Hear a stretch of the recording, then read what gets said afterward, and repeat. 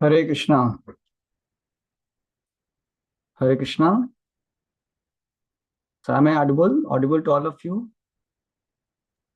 Hare Krishna. Hare Krishna. So I welcome all of you for today's session. Gita in nutshell. Session 1 we are going to discuss today. So I hope you're all, you have taken your breakfast and you had enough sleep. So we can have some thoughtful discussion on this very important topic, Gita in nutshell. So yeah, in case it is possible, if you are convenient, then you may also put your video on. That makes it more personal. And if you have any questions or something, you can raise your hand, so that way I can choose to answer. And yeah, you can even put on chat also your questions in case you get something, and you can also participate in case I ask some questions. So that'd be appreciated. So my name is Raghav Kripadas. I'm just giving my short introductions. I've done my BTech from NIT Warangal, and because I was working in Samba Technologies for some time as software engineer. And also I was physics HOD in Chaitanya's Academy for IT Joy Coaching Institute at Pune. And I joined ISKCON Pune in 2015 full time. And though I was practicing since my NIT Warangal days, that is 2008 onwards. And yeah, so recently I have moved to ISKCON Boston for the purpose of spreading the wisdom of Bhagavad Gita, especially to youths. So I again welcome all of you in today's program. So this topic, what we are going to have like in coming, actually this 4-session course. So we'll have like a particular theme pertaining to every session. So see, Bhagavad Gita is, it contains total 700 shlokas. And so yeah, if you want to take the whole Bhagavad Gita verse by verse, it may take, bit time, sometimes maybe some months maybe. So we can do, we can cover even that also. But if you want to get the very important concepts of Bhagavad Gita understood, so for that we have designed this course. That's why Gita in nutshell, so that you get a very conclusive, concise, precise understanding of Bhagavad Gita's principles, important understanding, important concepts. So for that, I will make some 4 statements. So you can repeat after me. Now you can unmute and repeat after me. So those 4 statements will be basically our 4 sessions. So you can say, this body is not all in all, soul exists. You can say.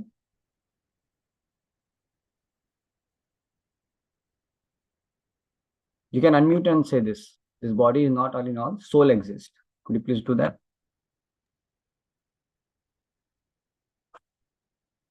Somebody speaking?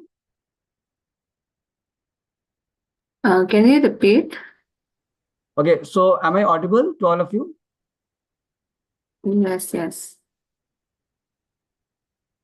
Okay, so this body is not all in all. This body is not all in all.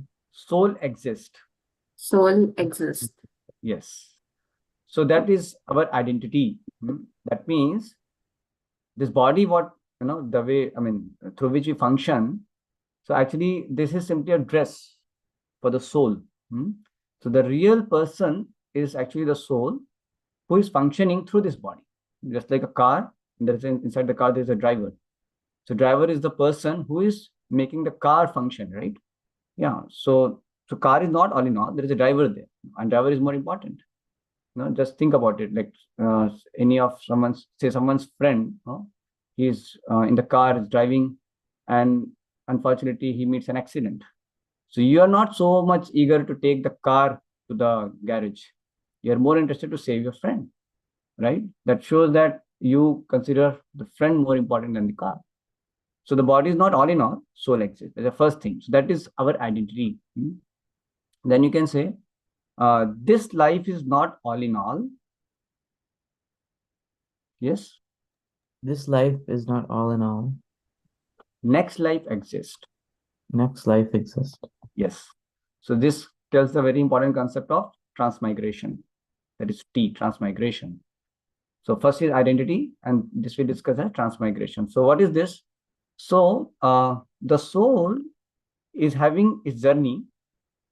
Even in this body also, we undergo different phases of life, like from boyhood, to adulthood, then old age. So like that, you see, our body keeps changing in this life also. Body keeps changing, but the soul is passing through all the different bodies. So the person is same only, right? Like if I say that, you're, Anshul or Sani or anyone of you, if you are, you're the same person when you're a small baby, and now when you have grown up, and tomorrow when you'll be old, so you'll be the same person, right? Only your body is changing. And at the time of death, what happens is the soul leaves this body altogether and it goes to the next body, the next life. So that's the very important concept is taught in Srimad Bhagavad Gita. So yam yam vapi smaran bhavan tajite ante kalevaram tam tam evati kantya sada tada bhava bhavitaha. So depending upon the mental state of the person at the time of death, the next destination is awarded, next body is awarded to a particular soul.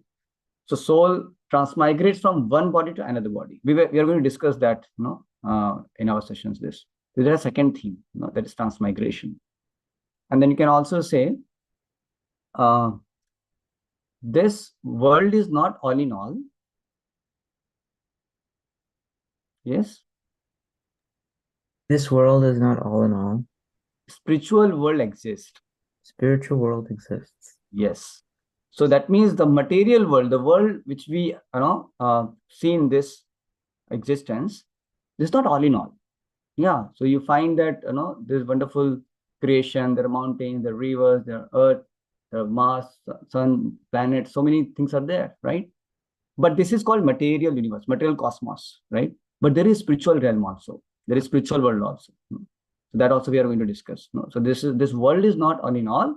Spiritual world also exists. So the other, so this is actually, you can say, aim of life. Our aim of life is to go from the material world to the spiritual world. We say, asatoma sadagamaya, tamasoma jyotirgamaya, mrityorma amritamagamaya. We say like that. So that means we want to go from ignorance to enlightenment, right? Towards the light. So that is from material world, it's the place of darkness. We need sun and moon to lit this world, right? But the spiritual realm, the spiritual world is actually self-effulgent. So same, and also this material world, we are born in darkness, we're born in ignorance. But we actually want to get enlightenment, right? So avstoma sadagamaya, asata and sada. Asata means the temporary, from temporary material world to the permanent spiritual world, right? And tamasoma jyotirgamaya, mrityorma amritangamaya. This is a mortal world. Everybody is subjected to birth, old age, disease, and death. But we want to go to the realm where we are free from this cycle of birth and death. That is the aim of life. So that is A. So I told identity, transmigration, and aim of life. And then there is one more. Yeah, one more. What is there? One more. Okay, I'm just forgetting. So one more session is there. So that's why we have 4. So we say GITA. That is Gita. So identity, transmigration of soul, and aim of life. And G, I'm somehow missing it. Then I remember, I'll tell you again. Okay. So now here we are going to discuss the first session, that is identity. Now, identity means who are we? Who is the real self? That is pertaining to identity. So in this session, we are going to discuss in a very scientific manner to understand the existence of soul, and also know the benefits of knowing this knowledge of science of self. Yes. So here you can see, as a driver drives a car, soul drives a living body. Yeah. So you see, the matter is always dead. So to have matter function in any capacity, you need the touch of the spirit soul, right? Like a car may be lying there, for millions of years, but it cannot function on its own. You need someone to operate it, right? Even if suppose driver is not sitting in the car, even he has to be outside the car, but he should have the remote to control the car. So even an automatic car also needs some person to operate it. There is nothing like automatic. Why there's nothing automatic? Because that whole mechanism of making that particular machine automatic also somebody has designed. There's some person involved, right? So so yes, the point is that just like for the car to move, the driver is required. Same way, for the body to move, soul is required. So knowledge of relationship between matter, soul, and God can bring a great positive change in this world. So we say it MSC, matter, spirit, and controller of both. That is MSC, no? So matter, spirit, controller of both. So this is called real knowledge, when you have knowledge about all three. So in our universities, what we discuss about mainly, we discuss about matter, right? Like all the MIT or Harvard or UMass or any university you find. So it's basically talking about matter. We study physics, we study maths, we study chemistry, and we have electronics, we have all these subjects. So all these subjects are mainly dealing with matter, right? Yeah, and at most they may talk about bit of, say mind or something, that is psychology and all that stuff. But even we'll see later in our session that even the mind is also not spirit. Even mind is also material, subtle matter, right? So we will discuss that later. But the point is that this knowledge about matter, soul, and God, controller of both, matter, soul, and controller of both, no, that is God. If this knowledge we have, that is the real knowledge. Yeah, and that can actually bring a very great positive change in the world. Yeah, because our perspectives are based on our knowledge, what we have. So, so this session is going to flow in this way. So, am I matter or am I spirit? That's the first thing we are going to discuss. And we'll also discuss the difference between the living body and any ordinary machine. Because somebody may say body is just like a machine. So what is the difference between body and machine? Because somebody may say, oh, I'll just, discover robo. I can just make robo and they can replace the living personalities. So no, there is some difference. You will see that. Then scientific proofs for existence of an anti-material personality, that is soul. Then we'll also discuss very important thing, mechanism of mind. And the last is the practical benefits of knowledge of soul in everyday life. So are we good? We're going to discuss this 5 major subtopics in this topic of identity, your real identity. Am I going good?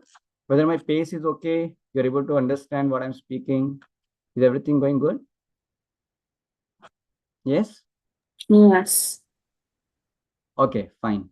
Yeah, again, just to remind you, we expect in case you're convenient, you may put your video on and you can also participate whenever I, want to ask you or discuss something. So please do participate. And please feel free in case you get any question. We can always, we are open for any discussion in case you want. Okay. So the first part, am I matter or am I spirit? So now, as I was mentioning in the beginning of the lecture also, like if someone's friend meets an accident, so we immediately are very much concerned about the friend, right? We are not so much concerned about the car to be repaired immediately or something, right? Because we know friend is more important. But if you see, there is one very famous scientist, what he has done a research, Dr. Harry Monson. So what he says that if you actually, just make the list of all the chemicals which are present in your body, in your gross body. So, and if, along with the quantity, then, and you just, note down the price of those chemicals, corresponding to whatever quantity they are there in your body. So it comes out only of worth rupees 110. Okay, if that data might be bit, say a decade before, now it may be a little more. So let's say 500 rupees.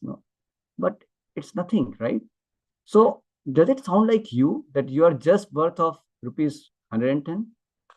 No. Just as I was telling that you will not be interested in just having this car repaired. Take the car to the garage. No. You want to take your friend to the hospital and you want to save your friend. Because your friend is not just worth 110 rupees. He's much more than that. So what makes your friend more important? Right? So that is the presence of the soul. Yeah. So now does that sound like you? Please ask yourself, this essential stuff of your identity? No, no way. This is only my dress, outer body, right? But the soul is the real person. That is much more important than the body. So don't you feel we are more than the chemicals which constitute this body?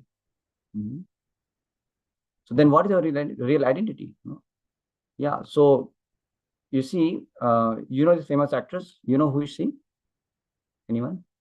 Anyone from India? Shri Devi. Yeah. So now she, recently she left her body, maybe some years before. So you can see when she was living, then she had feelings, she was able to think, she had desire, movement, consciousness, everything. But what happens when the death happens? Then after that, there are no feelings, no thinking, no desires, no movement, no consciousness. So body is same, but soul is gone. You can see that, right? And the same body or the same personality when he was living. I mean, when the soul was present in the body. So there were so many people who may be fan of that personality. So they may be having so much of influence, so much of fan following and all that. But when the soul is gone, immediately that body is put to fire. Right? There is no value to the body. So what makes the body valuable is the soul, presence of the soul. So there is a famous shloka in Bhagavad Gita, 2.20 verse. So it says, "For the soul, there is neither birth nor death at any time." That means, see, it's good news for us. That means we never die. How many of you had fear of death? Be very frank with me. How many have ever had any fear of death? You have fear of death? Be very frank and honest. How many of you feel somewhat fear when death? Oh, suppose you get a reminder, oh, today you may die. Oh my Lord. So how many of you feel you feel that you have some fear of death? Yes? Uh, No one. then my own fear of death, I have the fear of losing close ones. Yes, yeah. That's what. So it's like a package, right? I mean, death has certain consequences. That's why you fear. Okay, you may be having better understanding that you're losing. That means you still exist, right? You still exist, but you lose so many near and dear ones. True, understandable. So yeah, that is much more better understanding that you at least admit and understand that yes, you exist, but you are going to the next destination and you have a fear of losing all your close ones, right? Close and near and dear relatives. True. Yes, yes. Yeah, but we all have fear of death sometimes, because we think that I'm going to lose my existence, right? Many people have that fear, and especially in Western countries, many times people do not have much understanding of soul. They haven't much thought about it. So in general, people have fear of just losing their existence. They think that, oh, my existence will be lost, right? So here's the good news. That means we never die. Actually, we never die because the soul, it's eternal. No, it's eternal. In fact, Bhagavad Gita, second chapter, it has so many verses only talking about the transcendental nature of the soul. That means the soul is not subjected to any kind of material obstacles or changes or difficulties, nothing. No weapon can cut the soul, water cannot wet the soul, fire cannot burn the soul. There are so many shlokas, so many verses. Lord Krishna is only establishing the immortality of the soul, immortality of the self, so profoundly, because he wanted Arjuna to not get disturbed by these temporary changes in the course of his duty of fighting, because he was very much concerned that, okay, if I fight for the cause of religion, but at the cost of the death of my own relatives, it's very difficult for me. But Krishna wanted him, please don't consider that, because you are fighting on my order and your relatives are not going to die. Because ultimately they're spirit soul. Of course, this knowledge doesn't give us the license to just kill anyone and tell that anyway you don't die. No, so I can kill you. Not like that. But for the sake of dharma, for the sake of duty, to uphold the religious principles, to have the the saintly monarchy. For that purpose, Lord Krishna ordered Arjuna to fight this, fight for this cause of upholding the religion. And even though it caused the death of certain personalities whom you may be, having affection for. Yeah, like suppose sometimes, say you are a judge and your very loving uncle has, suppose has got into some kind of, unfortunately, some kind of crime, and he's supposed to get some, accordingly he has to get some punishment, and you are supposed to give that punishment, right? Because you are the judge. So now you may have affection because the same uncle has raised you from your childhood, right? So you may have affection for him now, but you have to administer the punishment. So will you do that or not? Yes? Anyone of you? Will you administer that punishment to your uncle or not? So he has to get imprisoned for, say, next 20 years. And you know that valid case. I mean, somehow, unfortunately, some crime has happened by him. And as per that crime, he has to, the justice would be that he should get this particular punishment. But all your relatives may say, hey, what? You? How can you, it's so cruel. So you understand? This is kind of a very delicate situation for any individual, right? So how many of you feel that, it would be a difficult situation for you? Yes? Yes, it will be a very difficult situation because, as you said, that he has raised you, you have been with him. Yes. So you have that emotional bondage and everything. It will come in the way of your duty. True. Yes, Yeah. correct. So that's the point. But same situation actually Arjuna was also undergoing. Same situation. Yeah. So it's not that Arjuna did not have affection for them. He had. He was very grateful. That's a good part of Arjuna, right? But Lord Krishna wanted him to do his duty of fighting because that was required for establishing the dharma, right? So that was a very, very delicate, precarious situation which Arjuna was put into. So that time, Lord Krishna, first he gave the knowledge of soul. So that just to be clear with, see Arjuna, all of us are soul. First, try to understand this. Even if you are killing them, you're not doing ultimate harm to them. No, it is not that you're killing them, their existence. No. He gives many reasons. If in the battlefield they're killed, they will get heavenly planets. And even if you lose the battle, you're also not going to lose, because ultimately you have done your duty. So many things Krishna speaks just to give Arjuna confidence. But the first and foremost knowledge he gives about the knowledge of the soul, right? Just so that at foundation, Arjuna should be clear that neither he is lost nor his relatives are lost because all are souls. First thing. So for the soul, there is neither birth nor death at any time. Okay. So yeah. Okay, here too much. So you can see you can see here the soul is passing through different phases of life. You saw? Did you observe? How many could observe this? See, there is some kind of you can see that they have made a soul going. You see?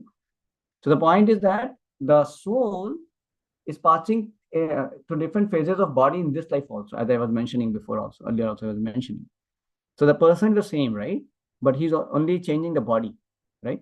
So even as a boy, girl, or cat, dog, anything, whatever, the soul is occupying the body, so that is the dress only, like a dress of a cat, dress of a dog, dress of a man, dress of a woman. So we are only carrying a dress on us, but the soul is different from this dress, right? And when we get this dress, let's say this human form, and this, say you get a body of a boy, so then this body as a boy also changing, right? From childhood to youthhood to old age, even then also it is changing, right? So in this life also you're changing your body, right? Yeah, but you as the soul is the same person. Unchanging person is the soul. So you can see body is matter, soul is spirit. Body is not conscious, soul is conscious. Body changes, soul doesn't change.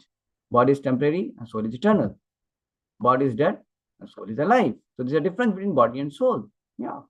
So this is a very, very important thing to understand, that body and soul is different. So when we function in this world, sometimes we are not so thoughtful about it, right? We just consider, okay, I'm this, I'm short, I'm fair, I'm black, I'm Indian. But this is all pertaining to body. This is not our real identities. Yes, we are soul. And soul is beyond all these superficial descriptions of ours. Because this is not pertaining to me as soul. It's all pertaining to my body. And my body is temporary. It is not conscious. It's dead even now also. Yeah. What makes the body lively is the presence of the soul. Just like, see, I'm wearing this kurta, right? So if my kurta is moving, correct? When I'm giving session, my kurta is moving. So is it like my kurta has become alive?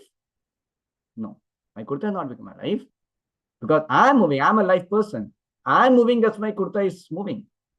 But if I take this kurta, if you remove this kurta and put on a hanger, then my kurta will be like this, dead. Then you say, oh, my kurta is dead. No, kurta was dead now also. Now also it is dead. And when you hang, then also it is dead. But what was making the kurta move or appear it lively is the presence of the live person within. So who is the live person within the body? That is soul. So that's why it makes the body appear lively. Yeah, the body appears lively because of the presence of the soul. Is this point clear to all of you? Of course, you might be knowing this knowledge, but we are just trying to analyze it, so that we get more clarity about this subject. Are we going good till now? Yes. Okay, good. So there is a mechanistic science. It always, tries to see things in terms of, matter. So what it says, our body is made up of matter. This material viewpoint. We are no more than a chemical bundle. Like sometimes, if you, one student, in his school, he was asking to chemistry teacher. So, ma'am, what about, who are we? Who am I? So, ma'am said, you are just, a chemical bundle. Oh, really? Oh, what about you? I am also a chemical bundle. What am I, father and mother? There are another set of chemical bundles. Really? So all chemical bundles. So what about my emotions? I feel happy, I feel hurt. What about chemical? Oh, these all secretions of certain chemicals in your body. That's why you feel happiness and distress and hurt and all that. Is it like that? Yes, it is true that there is certain secretion of chemicals and hormones, but they are not the cause of our feelings. We have certain feelings. That's how certain, as consequence, certain kind of chemicals will be secreted. It's not that somebody speaks some bad words and then some chemical hormone is secreted and then you become angry. No, you become angry, then some kind of secretion happens. It is like that, right? It's other way. So the chemical secretion is not the cause. What is the cause is your feeling, what you're feeling about the situation. You're feeling hurt, you're feeling depressed, you're feeling cared. So accordingly, certain kind of, as a consequence, certain kind of chemicals may be secreted, certain hormones may come. So we have to have that clarity, right? So we are not just blend of chemicals, no. Yeah, we are actually, the spirit soul, which are occupying this body. So everything is finished at the time of death. That's a mechanistic, viewpoint. Like, if mechanistic science has to describe the gulab jamun, how it will describe? It will say, okay, this gulab jamun is an object, which is like a spongy kind of spongy, and has a lot of pores, and maybe it will describe the, some description of the size of the pores of gulab jamun, and it may talk about the stiffness of the gulab jamun, and we also say, okay, it is dipped in the liquid which has certain viscosity, all that, and it has this much of sugar content. So many things the mechanistic science may describe about gulab jamun. But actually, that's not the true description of gulab jamun. The true description of gulab jamun is in its taste. When you eat it, then you understand, okay, so that thing mechanistic science cannot describe. Mechanistic science cannot describe about that, right? Same way the robo cannot describe the sweetness of the song, the effect, the soothing effect, the sweetness, all that. It can tell about the decibels and frequency and all that, but the machine cannot experience or not tell about these aspects, right? So that is non-mechanistic science, that is spiritual science, that actually deals with feelings and with consciousness and the liveliness. That is actually the spiritual science which we are going to discuss. It's another science. So yeah, so a spiritual viewpoint, we are not the material body made up of flesh and bones. We are a spirit soul encased in the material body, right? We do not die when material body stops to function. So as I told, the unseen driver, so it's like we speak, right? So car, the car is there, the driver is there. The car, no, there is horn, so the driver blows the horn, right? So, and then driver may also put the headlight on. Driver may also move the wheel by putting the feet on the accelerator. So like that, he is moving the car. So same way, the soul is sitting in this bodily car, and we are speaking through our horn. This is our horn, and our headlight, right? And yeah, and our legs are like our wheels, something like that. So you can see this is how we are different from the car.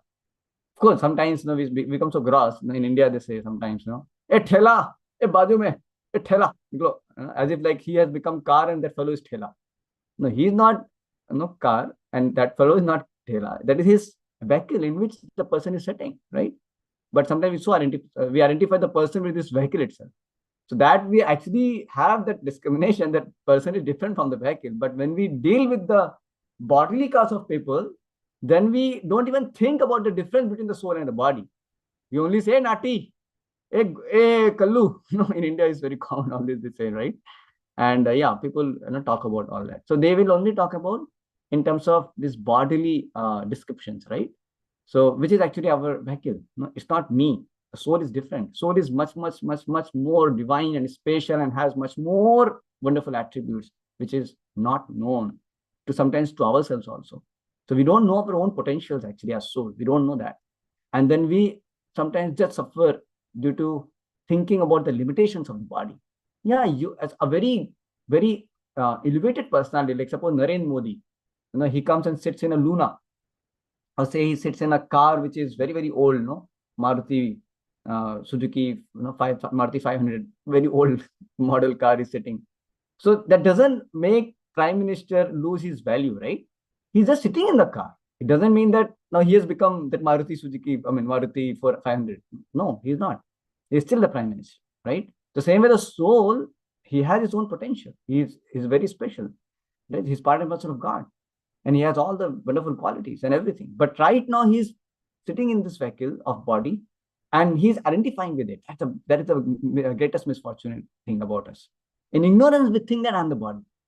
And we think, oh, I'm this, oh, I'm that. Even in terms of our mind and intelligence and nature, this is all pertaining to body.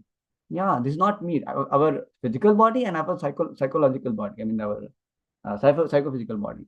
Our mind and intelligence and false ego. These are also material body only, but subtle matter and gross matter. We'll discuss about it later. This gross body is subtle body, but ultimately it is body, right? The soul is different. Soul is beyond this body. That we have to understand, right? So let us go ahead further. So as the bird is trapped in a cage, the soul is trapped in the material body. As old lady is polishing the cage, forgetting to feed the parrot, people are pampering the material body, forgetting to nourish the soul. This is what happens. So we are simply taking care of the body. Can you give me some example how people only take care of the body, but they forget the soul? Any example? So much of work on just trying to pamper the body, but not much about elevating the soul or finding the real self and tapping that potential. Any example you can talk about in this Like modern? Yeah. we go to the gym to stay fit and everything, but we don't do like meditation and stuff so that we can like Yes. yeah. Good. Very good. Yes. So we spend a lot of time, sometimes in making our body fit. Nothing wrong with that. Please, I'm not against going to gym or making our body fit. You can do that. You can do exercise. But sometimes people do so much of that. So there's so much care about their whatever the bodybuilding and everything, but they have hardly time for as Mehak was saying that hardly have, sometimes they don't even think about doing some meditation or reading some Bhagavad Gita or something like that. They have not much time. Even they say that I don't have time. Yeah. And same way, any other point, any other thing anybody like to share? Yes. How you see in this world, people are so much spending time for the body. In what terms? But they don't have much time. They are not doing much for the soul. Yes. Anyone else? Whether others are also hearing? Or you're there with me? I would appreciate if you can please participate, because I've heard that you're all the chosen, interested, eager students, wanting to know about Bhagavad Gita. That's what our poster said, and that's what I was expecting. So we appreciate if you can just give your any input that really adds a lot of value to this session. So please feel free to speak any. Just your view, your inputs, please. It will be very much appreciated. Yes. Anyone else? Just think about it. But how people are so much investing their time and body. Like, for example, you can say something. Okay, I've been a teacher, so I do another strategy. Okay, Anshul, I'd like to hear from you. Yes. Yeah, I was really thinking about that same idea where, the the body versus the mind. Mm-hmm. I think that was something that I was thinking about the Yeah. most. I think Mhm.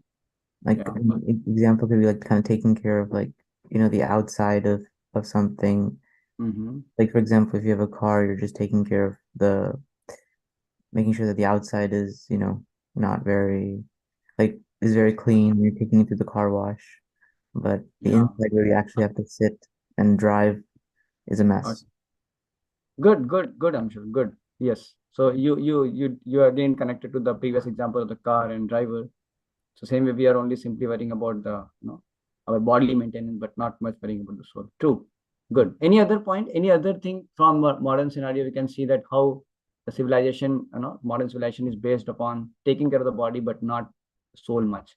So okay, let's ask from some Yeah, others. like people spend thousand of rupees in buying clothes, but when it comes to Ah, mental peace and all, no one cares about that. Like going to temple. yes, yes, yes, yes, yeah. Sometimes people have so much a variety of clothes, right? Yeah, it is true. Any other point? Okay, let's hear from others also. Okay, anybody else? Varane, Sania, who else is there? Hmm. Yeah, Dhruv spoke, I think. Yeah, anyone of you like to speak also?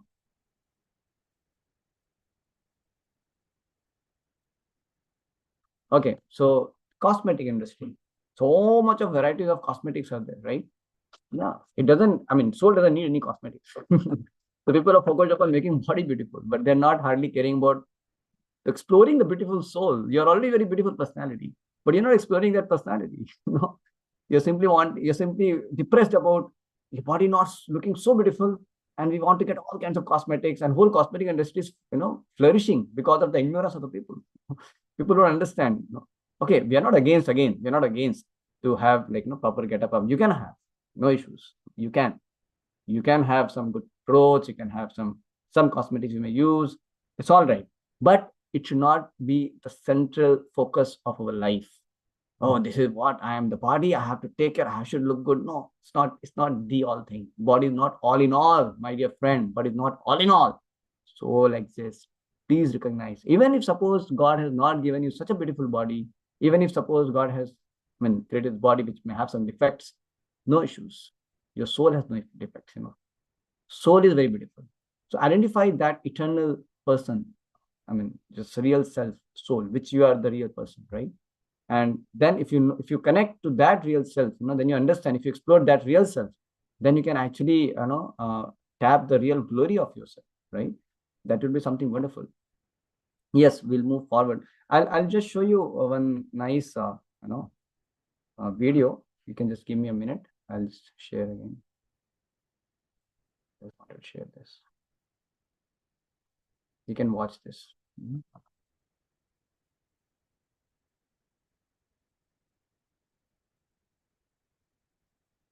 Yeah, this one.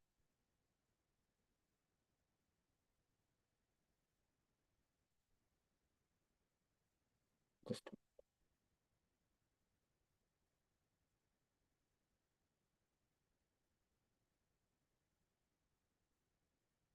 oh, sound is not coming.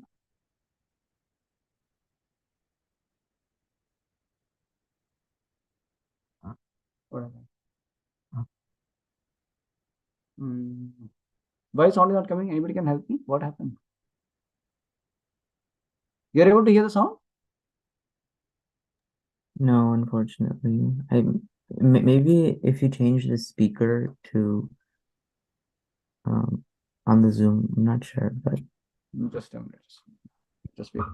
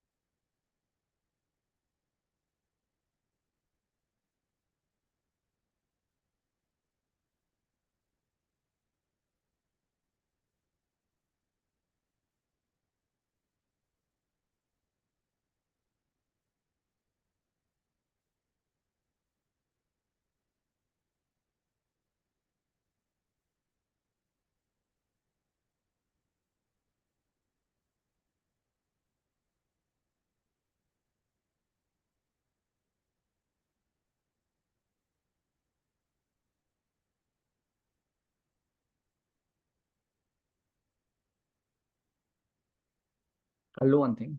I'll just play here.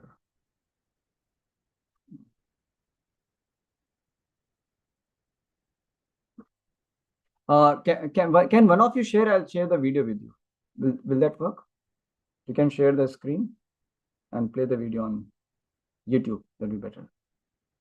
Because they're on the YouTube also. Yeah. I'm sending you. Anshul, can you play that? I can send you. Yeah, sure. Yeah, share the screen also. Yeah, I've sent you. I mean, just a minute. Yeah, now I've sent you. Just play that.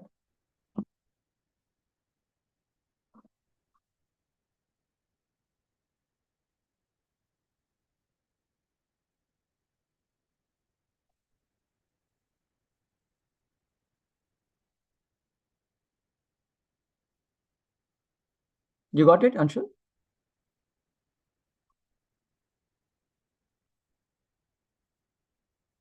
I don't know whether you need permission or I can make you co-host maybe. I'm making you co-host. Now Okay. maybe you can share. Yeah, you can Okay. share. Is it possible? Yes, it'll just take me 1 second because I think it's on my phone, so I'll just the video is If you are showing. using a laptop, then it'll be more easy. I think it would be Yeah. easier for you to do that. Yes, so I'm just gonna pull up the video on my yeah, 1 second.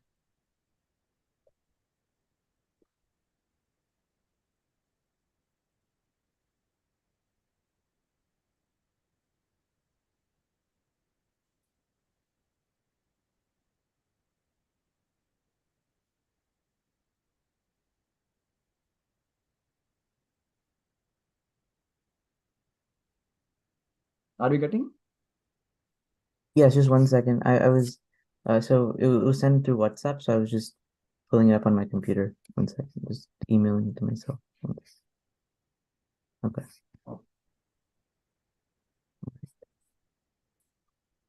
Let's see. Yeah. You can make it full screen also. Mhm.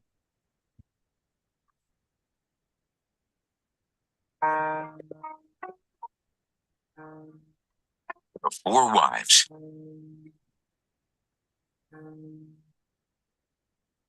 Are you able to hear?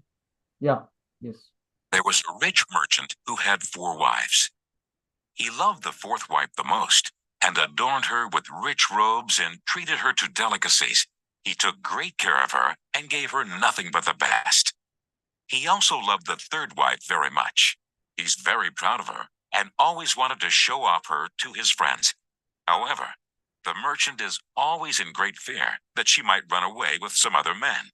He too loved his second wife. She is a very considerate person, always patient, and in fact is the merchant's confidant. Whenever the merchant faced some problems, he always turned to his second wife, and she would always help him out and tide him through difficult times. Now, the merchant's first wife is a very loyal partner and has made great contributions in maintaining his wealth and business, as well as taking care of the household. However, the merchant did not love the first wife, and although she loved him deeply, he hardly took notice of her. One day, the merchant fell ill. Before long, he knew that he was going to die soon.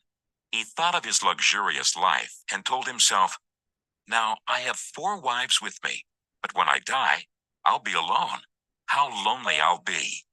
Thus, he asked the fourth wife, "I love you most, endowed you with the finest clothing, and showered great care over you. Now that I'm dying, will you follow me and keep me company?" "No way," replied the fourth wife, and she walked away without another word. The answer cut like a sharp knife right into the merchant's heart.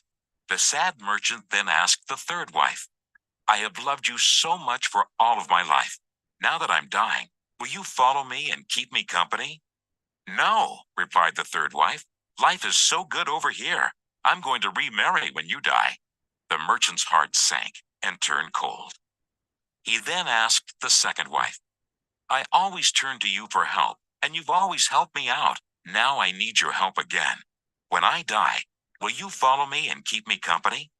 I'm sorry, I can't help you out this time, replied the second wife. At the very most, I can only send you to your grave. The answer came like a bolt of thunder, and the merchant was devastated. Then a voice called out, I'll leave with you. I'll follow you no matter where you go. The merchant looked up, and there was his first wife. She was so skinny, almost like she suffered from malnutrition. Greatly grieved, the merchant said, I should have taken much better care of you while I could have. Actually, we all have 4 wives in our lives. The 4th wife is our body. No matter how much time and effort we lavish in making it look good, it'll leave us when we die. Our 3rd wife? Our possessions, status, and wealth. When we die, they all go to others. The 2nd wife is our family and friends. No matter how close they had been there for us when we're alive, the furthest they can stay by us is up to the grave. The 1st wife is, in fact, our soul, often neglected in our pursuit of material, wealth, and sensual pleasure. Guess what? It is actually the only thing that follows us wherever we go. Perhaps it's a good idea to cultivate and strengthen it now, rather than to wait until we're on our deathbed to lament. Okay, good. Yeah, you can stop it now. This story is brought to you by Yeah. Okay. So yes, now I need some, feedbacks or inputs, reflections from all of you. So who is the 4th wife? All of us are 4 wives, right? Who's the 4th wife? The body. Yes, body, right? So yeah, so there he was, so much taking care of the body, taking care of the wife, giving her the new clothes and ornaments and everything, right? Yeah, but what he says that when he was about to leave this world, when he was dying, then the 4th wife was not ready to come with him. That his body have to leave here itself. What about 3rd wife? Somebody else should say. Huh? Yes. Well, let's ask those who have not yet responded. Could Varane and Sani also respond, please? Our properties. Yes. So the 3rd wife was, 3rd wife was our property, our assets, our wealth, riches, right? So yeah, like he was telling, he would have sometimes fear that his wife should not just run away with somebody because she was, so attractive, and he always wanted to be with her, right? So same way, we always want to be with our wealth, with our possessions, our riches, right? And we also have fear that it may be taken away by someone or something, right? But nevertheless, nonetheless, you will always find that at the time of death, none of your riches you can take with you. So the 3rd wife also, stays back. What about the 2nd wife? The one that would help, like during the hard times, Yeah, so they are compared to, friends and family. yes, friends and family members. Yes, so they also give a lot of support, right? All of us get a lot of support from our family. Like I remember when I was going for, when I was preparing for my IIT and all stuff. So I really, feel so grateful how the father took care, how the mother was giving so much of support. But it was quite, intense period with a lot of pressure and things like that. So and many times in a difficulty, like when we have health crisis, when we have some, trouble with some, in our school or something. So you see, we get a lot of support, right? So, but at the time of death, even such wonderful well-wishers of ours also, they cannot even help. Even they can maximum go up to graveyard. That's that 2nd wife said. But who can go with us is actually God. So he was talking about soul, but actually truly speaking, yes, soul is the person, and who accompanies me all the time is Supreme Lord, God, because He's always situated in the heart of every living entity. Yeah, Ishvara Sarva Bhuteshu Hideshu Arjuna Tisthati. So Lord is always situated in the heart of everyone. He says,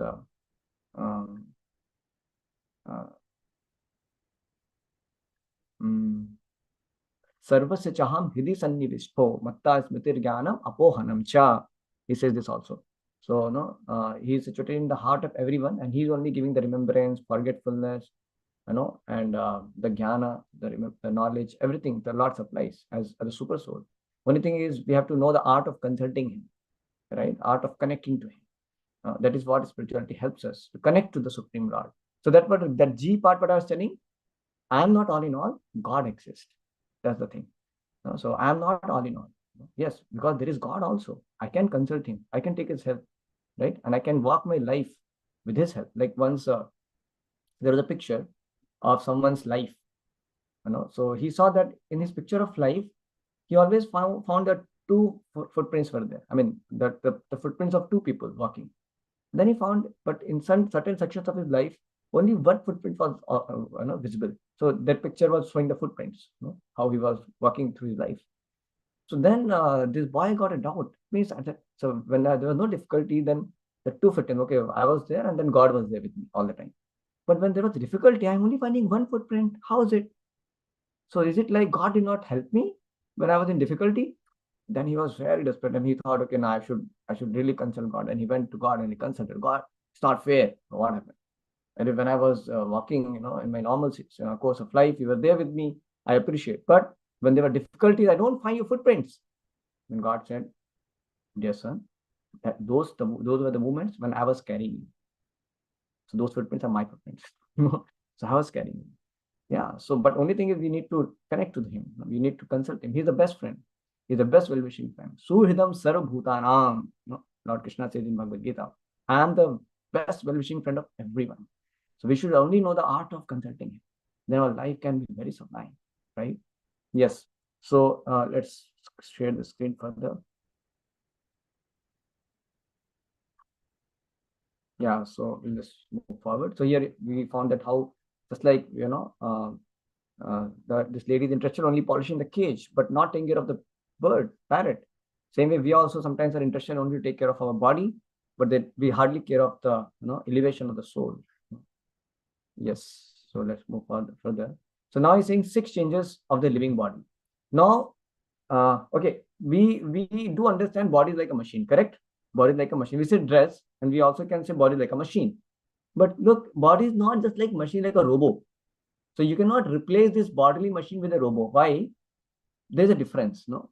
This body is a machine, but it is more than a machine. It is not some ordinary machine. This machine is not an ordinary, because this machine is functioning, with the help of soul, right? With the help of soul. The soul is the person who's making this body function. So this body is a very special one, So what is the difference between a living body and any ordinary machine? My question is, what is the difference between any living body, which also is a machine, body is a machine, and an ordinary machine, say robot? What is the difference? So there is some difference, So this body is actually functioning with the help of the soul. Soul is present in the body, and this robot is being programmed, and things may be working in that manner. So there is a difference. So what are the differences? We're going to see more. So yeah, so see, Swamiji, I think our body is just a complex machine that gets worn out and crashes. Why should we bother about some soul powering the body?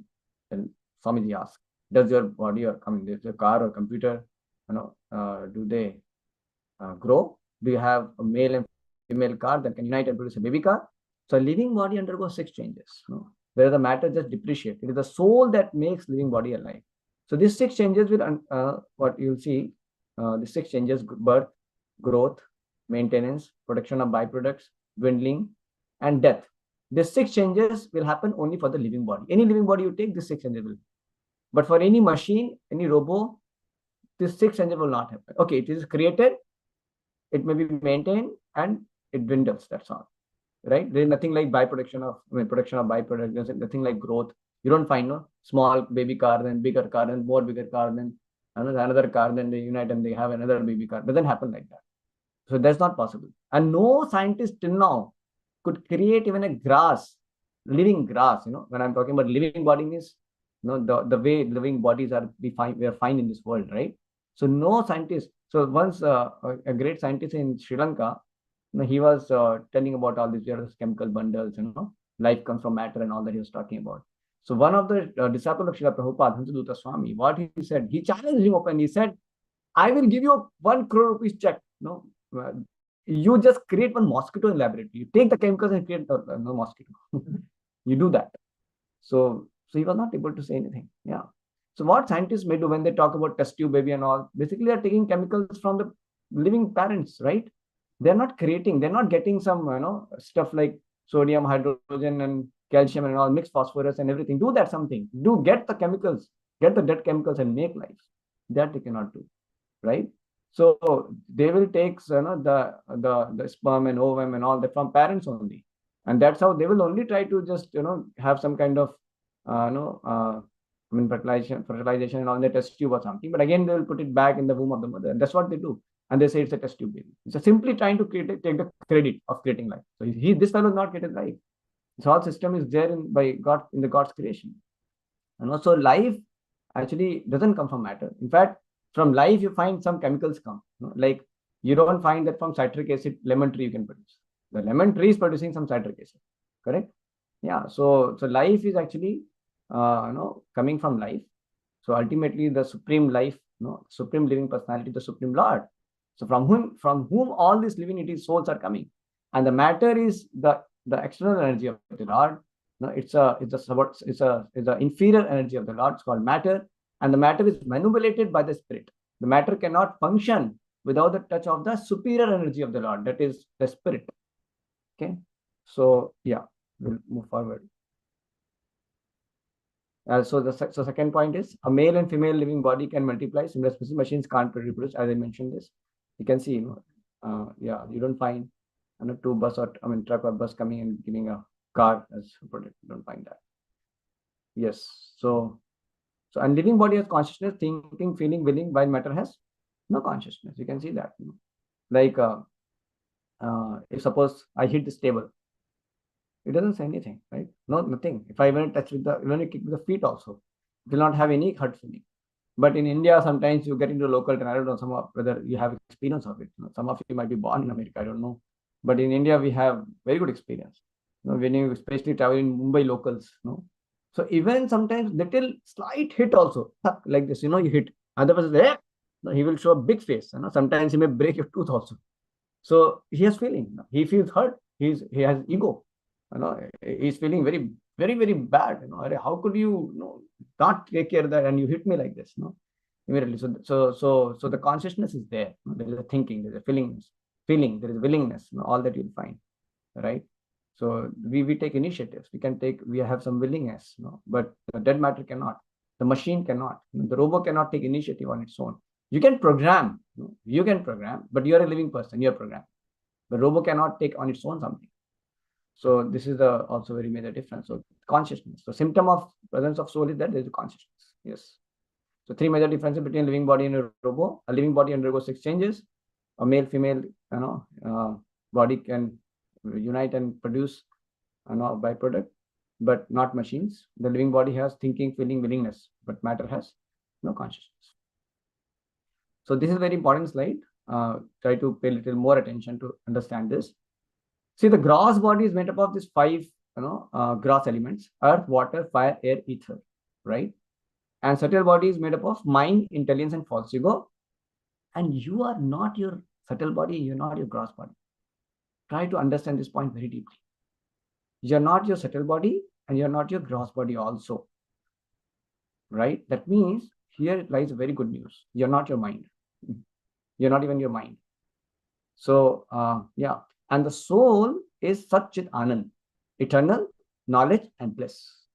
This is the nature of the soul. So if you actually explore yourself as soul, you can be blissful. Then you can have real knowledge. Then you can have, your experience of eternity. You'll not have fear of death. Yes. So, so this knowledge is so vital, like that. The mechanism of mind. Okay, sorry. Before that, scientific proofs of soul suggestions. Okay, we'll do that, and then we'll come back to the mind, mechanism of mind. That is a very, very important slide, which will be a very practical help for all of you. But you have to stay back. Our session may go a little longer. I know it's 12, but do you mind me extending to the next 10-15 minutes more? It will take 10-15 minutes for me. Will that okay for you? I mean, I need to get, agreement of all of you. I'm not sure. If not, even if one of you are not ready, maybe we can postpone to next Sunday then. Next Saturday, whatever. So are we okay? If you can go ahead 10-15 minutes more, if you're okay. But I need to hear from you. Okay, Dhruva and Mehak said yes. What about Varun, Anshul, and Sania? Are we okay? That's okay for me.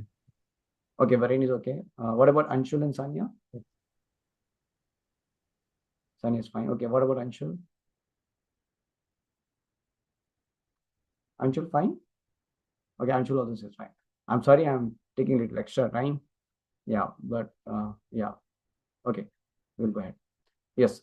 So scientific proofs of soul existence. Okay, let us see it more faster, because it won't take much time for you now to understand. It'll be more easy for you. Okay, so we have this 4 major things to talk about when we talk about existence of soul. First is common sense. Second is consciousness. Third is near-death experience, out-of-body experience, and fourth is reincarnation. So what is common sense? Somebody dies, we say he has passed away, right? So passed away means what? Now the body is still lying on the bed. So who has passed away? Soul is passed. So again, with common sense, we can understand. Like we say, this is my mobile. This is not my mobile. I possess this mobile. My mobile is different from me. Same way, say my watch. That means my watch is different from me. I possess this body. I mean watch. I don't say I watch. Same way I say my head. I say my body. I don't say I body, I hand. That is my body and my hand and legs, everything different from me. So who is that I? That is soul. Even the nail is cut, you see. When the nail is cut, immediately the nail is gone, nail goes to a dustbin, you see. It has no value. We don't say, oh, this is me, I have gone to that. No, you have not gone, your nail has gone. Unfortunately, someone's finger gets cut, let's say. The finger will go to dustbin, right? Yeah, it will not have value. And if the person doesn't think, I have gone to dustbin. No, your finger has gone. Just like your nail is not you, just like your finger is not you, same way your hand is also not you. This hand is made up of what? Bone and flesh and blood and everything. Are you blood? Are you bone? Are you flesh? No, we are not. You understand? This is not we. It keeps changing. It keeps going. You can donate your blood. Still, you remain the same person. It's not like some of you have been transferred to that person. No, you are not gone anywhere into that person. You have just given some blood. That means you are never the blood, and your body is made up of blood. Your body is made up of flesh. Sometimes you even give flesh to someone. Somebody meets an accident, you have to give sometimes flesh to have some kind of surgery. Sometimes you donate your organs. Like sometimes it's part of liver, sometimes kidney, but it doesn't mean that you are transferred there, right? So that means you're not your liver, you're not kidney, you're none of your organs. You're not your body. It's so common sense to understand. You're not the body, your soul. Move ahead. Yes. So who has passed away? The body is still there. So actually the soul has passed away. The second thing is about the consciousness. Like when the camera is seeing some certain drama or certain kind of situation in front recording. So camera will not cry tears, when there's some emotional scene going on in the drama. No. But the people who are sitting and watching a drama, they will undergo all this, emotional things. Like sometimes very good scenes, so they will be very happy, they will laugh. Sometimes the very traumatic scene is going on, they may even cry tears also, right? So they can feel, but not the dead matter cannot feel that. So we can feel, we can think, we can be aware, we can be willing, we can see the intentions, right? One of the reason, I talk to my students telling that even if you replace the human beings, let's say the husband, wife, children, they replace their partner or their children with a robo, and they exactly function the way we want to function. Will it be satisfying to us? I ask this honest question to some of my students. So sometimes they just abruptly they say, yeah, it's okay. But when I tell them, you think deeply about it. If somebody comes to you and you know that his intentions are not actually to benefit you or love you or help you or some way, but he's only doing things as per what you say, does it please you much? Or somebody may sometimes be little kind of having heavy nature, they may be sometimes short-tempered, but they actually have love for you. They want to benefit you. They always want to think better. I mean, always want to think how you can be benefited and be happy and all. So which person you would like to be with? So yeah, second person. That means you do actually want to see the intentions of people, right? So how can you understand the intentions of Robo? Robo has no intentions because no consciousness. So this is very important, that living personality means you'll have intentions, you'll have awareness, thinking, feeling, willingness. Yes. So that's a difference, right? So that means the soul is present in the living personalities. So because without the presence of the soul, they won't be there. All this intention and thinking and feeling and all that will not be there. A dead machine will not have all that. Okay, there is also very important term called NDE and OBE, or out of body experience and near death experience. How many of you are aware of it? It's quite popular nowadays, out of body experiences and near death experience. Like, do you remember when one person, Brandon, had come to your college another day when there was a seminar on lessons from Ramayana? So that Brandon, he had himself undergone this near-death experience and out-of-body experience. He was sharing his realization about it, experience about it. Yeah. So there are many Americans, those who have experienced this out-of-body experience. That means they can see themselves separate from body, and they can actually, find out certain things like on the another floor and all that. But they were lying on somewhere on the bed, so with this out-of-body experience, they could do that. And there is near-death experience also, like some traumatic situation. Like one person met an accident, he got a severe accident, some big iron, rod kind of pierced his stomach, and he was into ICU and all that. But he could actually remember all the conversations and whatever the nurse and doctors are discussing. Though medically he was shown that he's completely unconscious, he can't be aware of anything, but he was able to tell you all the details, because he claimed that yes, I was able to see myself out of my body. So that was near that experience like that. So this thing is actually quite becoming famous, and there are a lot of books on this actually. You see a lot of books, you can see out of body experience. Yeah, so many books you can see. So almost like 11 to 14% of the average American population, who are mentally and physically healthy, have had out of body experiences. Yeah, and near death experience. There's a reincarnation also. Reincarnation is punarjan, right? The soul transmitting from one life to another life. So there is a scientist called Ian Stevenson. So he has almost documented now it has become 3,000 cases where he has recorded the spontaneous reincarnation memories. He has documented like so many books you find, right? Yeah. So he in his studies he concluded, because there are certain phobias sometimes. People have phobia of, say, the sharp knife or something. That is because in the past life they might be stabbed, by certain weapon, or sometimes they have phobia of great height because somebody might have, thrown them out of the cliff or something. So that's how they have phobia of height. Sometimes they have phobia of water because maybe last life they have drowned in some river body or some ocean or something. So so that certain phobias coming because of some past life memories, past life traumatic experiences, because the soul is the same person who has experienced certain trauma in the last life, so he has certain kind of phobia. Yeah, so he's telling all this. So that is one of his conclusion.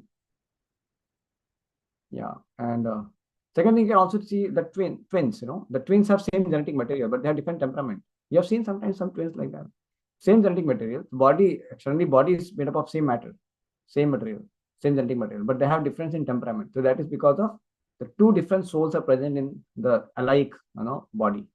The two different souls are present. That is also shows that the soul, the two souls have incarnated in this body like that. Because the genetic material is same, but they have different temperament. That means there are two different souls present. That also proves that there is presence of soul. Yeah, this is another nice video. You can see this. This is a video. You can watch it carefully.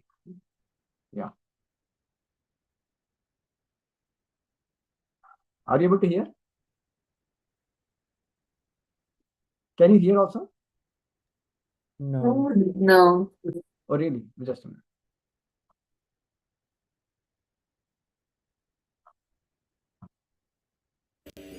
Here now? Yes. When he was about 3, he started to draw a lot. He started to sign some of those drawings, James 3. He would just be crying. He'd say, "Airplane crash on fire." So one day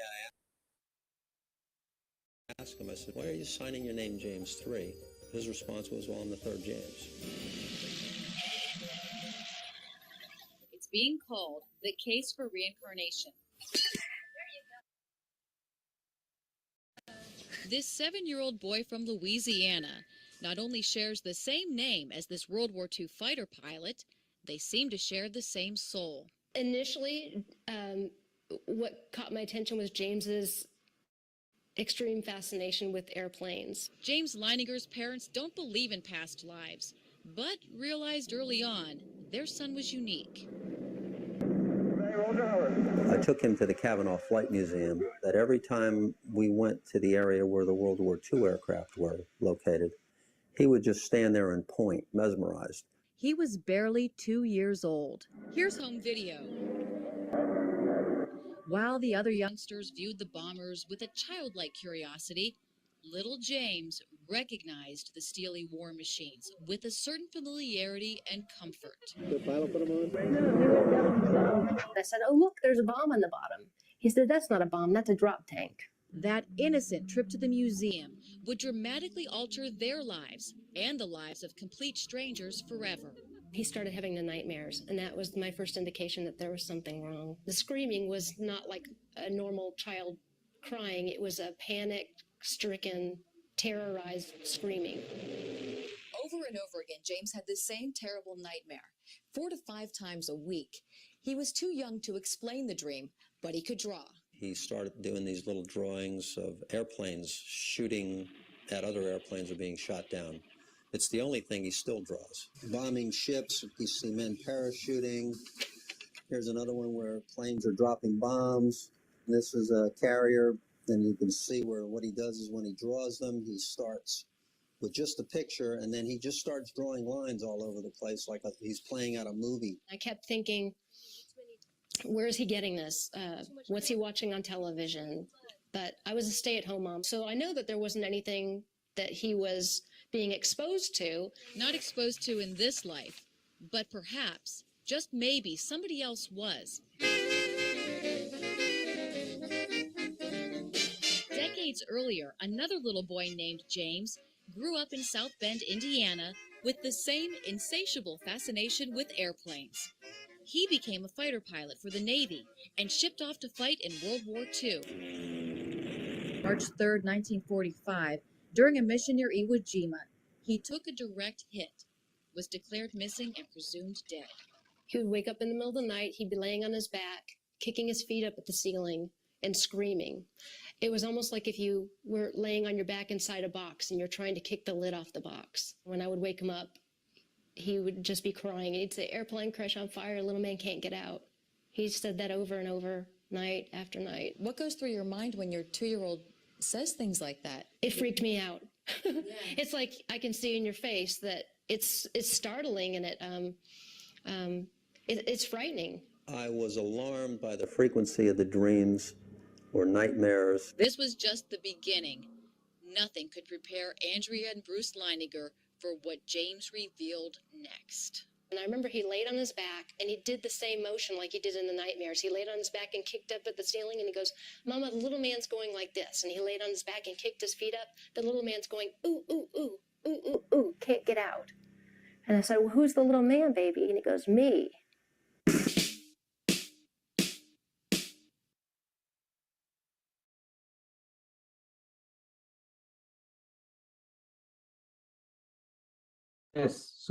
Yes, so could you understand this whole documentary?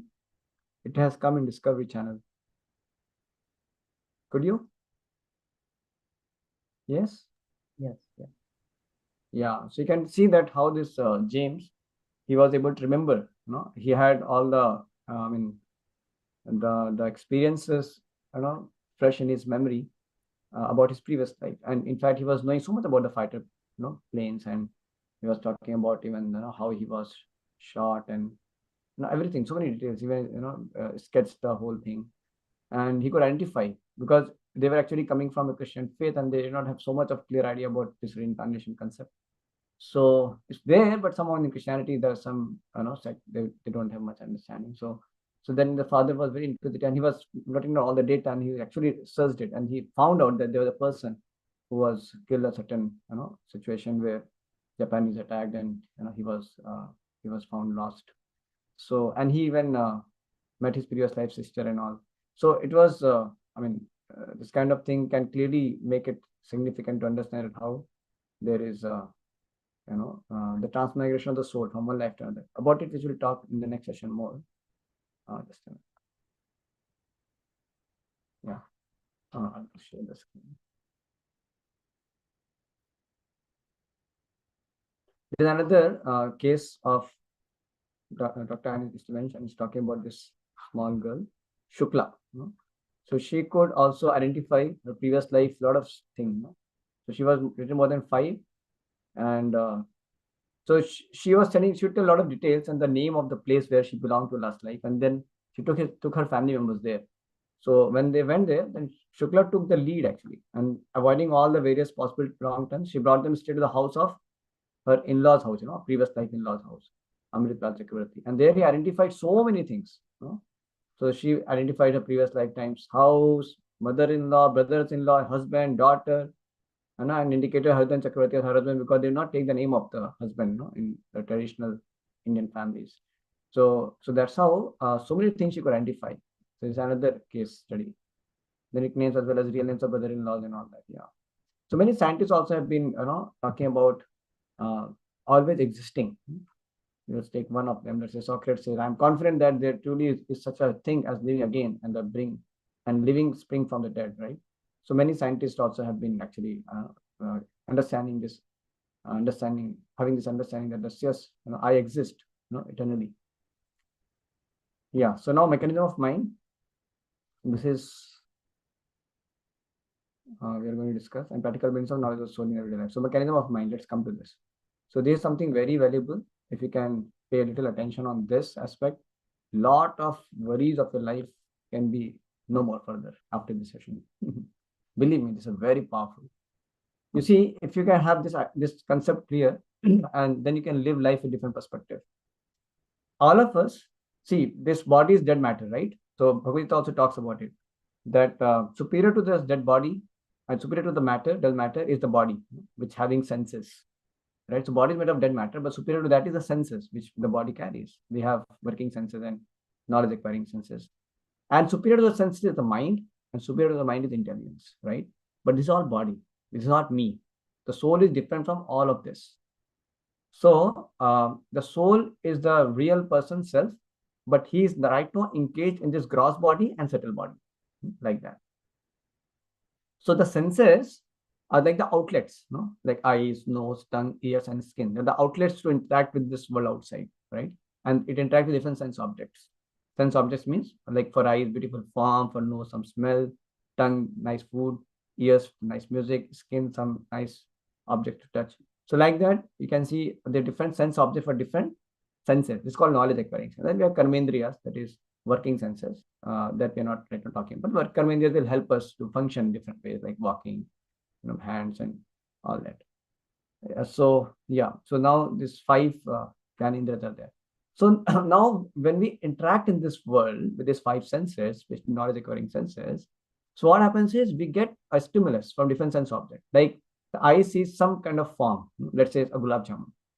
So immediately, as soon as the eyes will see the object, that is gulab jamun. So immediately what happens? The signal will go to the mind, So mind will identify, okay, this is, I have, the mind will notice. So how the mind functions? So mind is a storage of thoughts, unfulfilled desires, previous experiences. The mind has got some previous experience of gulab jamun. So immediately the mind may get filled with some thoughts. Oh, this gulab jamun, I should just eat it. It is so nice. Last time it was so made wonderful. Exactly, it was looking the same. I missed it actually. It was very less last time made. Now this time I should take it. So this is like unfulfilled desires of previous unfulfilled desires, previous experiences of gulab jamun, and stories of thoughts, and all these things will come, right? So mind's nature is to go by instinct. Mind nature is to go by likes and dislikes. This is the nature of mind. So stories of thought and fulfilled desire, previous experiences, all mind compartment. Now intelligence is the next door neighbor, but intelligence is a decision maker. So intelligence goes by being rational. It can discriminate between right and wrong, and it can also give you determination to choose the right. So intelligence has these 2 components, to decide what is right and wrong, and to also have determination to do the right. So this is intelligence department. Now, in a typical case, like when I said to you about the gulab jamun example, now the intelligence is consulted. Okay, then what does intelligence? Intelligence say, see, you have already been very fatty. First thing. Second thing is, you have been already, having some symptoms of getting diabetes. So sweet is anyway not so good for you.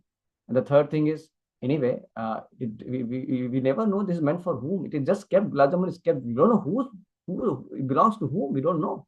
So how can we just take the gulab jamun, Baba? It belongs to somebody, Maybe let us find it. Even if you want to take it in the real quantity, you have to ask who's the owner and you have to find out. Then you can take. You cannot just take like that. It's not good. So that is intelligence. Intelligence will have this kind of thought process. It will discriminate like this. So now, if our intelligence is strong, and intelligence has that discrimination, determination functioning well, and it's powerful, then it can subdue the mind. It can actually direct the mind in the right way. But if intelligence is weak, if our intelligence faculty we haven't been using properly, if it is being weakened, if it is weak, then what happens? Our mind subdues the intelligence, right? And then The mind goes by instinct and we go by instinct. Yeah. And that's what the famous saying nowadays happens. No, just do it. It's nothing but by going by instinct. Whatever feel likes you do. This kind of versions are coming nowadays called postmodern era. Just do whatever you feel like. You don't worry about right or wrong. Just do what you feel like good. That's all mind actually. That's all mind. Yeah. So intelligence faculty is sometimes not being made so strong in current day scenario. People go by mind more, right? So become slave of mind. So you see, so above sense is the mind, above mind is intelligence, above intelligence the soul. So now tell me who should be the person whom everybody should follow? The soul, correct? Because soul is the top person, and above soul is God. So soul should actually align with God, connect to God, get the direction from God, and then soul should direct his intelligence and mind and senses with the help of intelligence. God-given intelligence. He should direct the mind and senses and live a wonderful, smooth life, which takes towards the ultimate perfection. Living so that way we get the direction how to live in this world and also attain perfection also. Correct? So this is how we should go in our life. But what happens is when the senses become unbridled horses like this, the 5 senses are compared to these 5 horses. You see, mind, and the mind is the reins, the ropes, and the intelligence is the person who's driving the chariot, and the soul is sitting there as a passenger. So the senses go in all directions, and mind is having instinct. I mean, it just has filled with so much thought by interacting with sense objects. Signal goes, and mind is uncontrolled. Mind cannot control, and because intelligence is weak, it cannot properly discriminate. Intelligence cannot properly direct the mind. The mind can just go in instinct by instinct of the senses and sense objects, and just our whole life will be topsy-turvy. You can see the whole chariot will be topsy-turvy. But if we strengthen the intelligence and purify the mind and then direct the senses, then we can go in the right direction. You see, So that's why connecting to Bhagavad Gita will empower our intelligence, right? Because the message of Bhagavad Gita can empower our intelligence. With the help of intelligence, the soul can direct the mind and senses. Imagine the CEO of the company is being called by the peon and says, "Hey, CEO, come here, just polish my shoes now." And the CEO of the company comes down and he gets at the feet of this peon and polishes his shoes. How awkward it will look like, you see. Same thing happens in our life. We are like the CEO, maybe, the soul. We are the owner of this intelligence and mind and senses, right?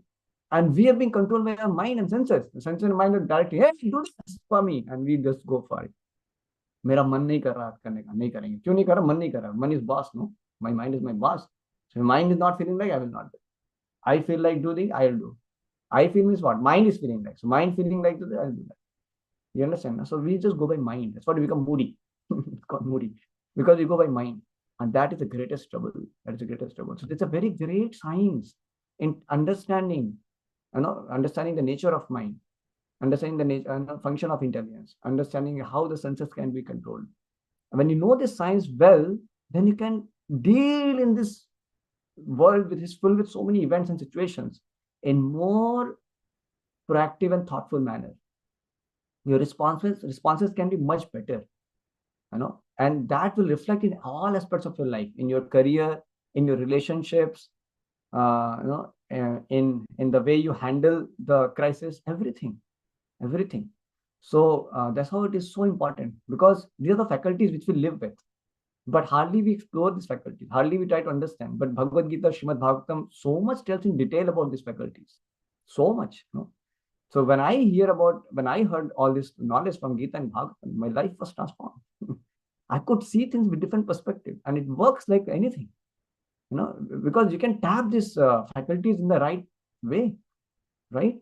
Just like you have a machine, you don't know how to tap that machine in the best way, then you may just be frustrated with that machine because you don't know. You're just trying it. It's like trial and error. You try different ways and you get frustrated. But when you know how to use it best, then you can make best utilization of it, and then you can have a very constructive, output. So this is how it is so important for us. So you're not your mind. You're better than your mind. See, you're not your mind. You're better than your mind. Right now, our mind is not so good. It's not so controlled. It has a lot of filth, has a lot of dirt.